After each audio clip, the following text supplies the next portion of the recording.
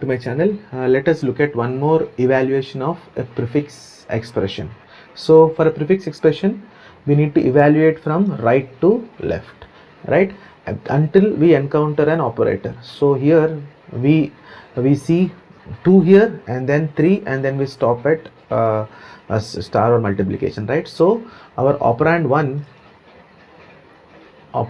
would be 3 and operand 2 would be 2 here, right? And there is multiplication, though, therefore the result would be 6. So I will write it as it is now: 8 2 3, okay, and 6 here. Again we will scan from right to left, right? 6 3 2 8 division. So once we encounter an operator, we stop there, right? We stop here. Now 8 would be operand 1 and 2 would be operand 2. So the operator is division, therefore I will say 8 by 2, that is 4. Therefore I say plus minus 4 3 6, right? And then we'll keep it like this. Again we'll scan from right to left till we encounter an operator.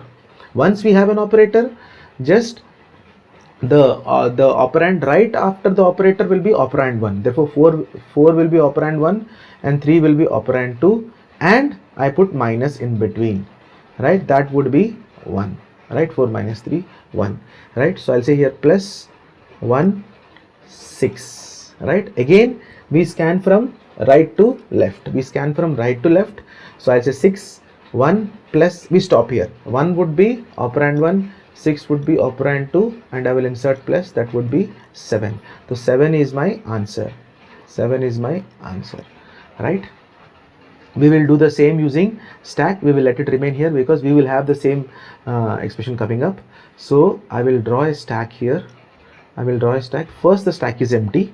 We need to scan each and every token from right to left and then push each and every operand into the stack. So first I will push 2, I will push 3, I will stop here because I have a star operator. Then I will pop out 3, I will pop out 2. So now the stack is empty here.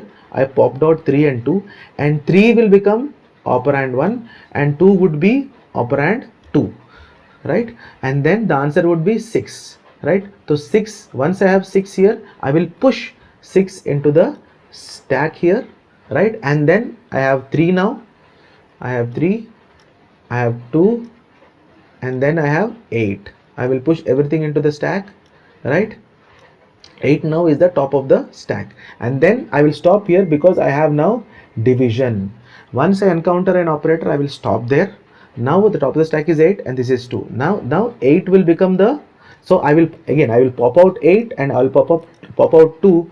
Therefore now the stack will only contain what? 6 and 3, and then I will evaluate 8 by 2, that is nothing but 4. After evaluation of 4, I will push 4 into the stack. I will push 4 into the top of the stack, right? I will push 4 into the top of the stack. Therefore the top of the stack would be 4, right? Yes. So then I have minus, therefore I will pop out 4, which would be operand 1. I'll pop out 3, which would be operand 2. Therefore my stack now will contain only 6. Therefore I'll evaluate 4 minus 3 1. I will push 1 into the stack, correct? Now comes plus, right? Then what we have to do, we need to pop out both 6 and 1. I'll pop out 6, I'll pop out 1. So what will be left? An empty stack will be left. So I'll pop out 1, I popped out 6. I will say 6 plus 1, that is 7, and then I'll push 7 into the stack. 7 is my answer.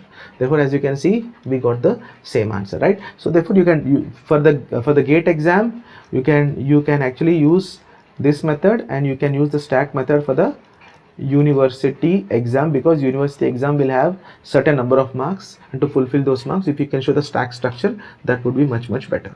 Thank you for watching all these videos. Okay, this is the final video for evaluation of prefix expression. Thank you.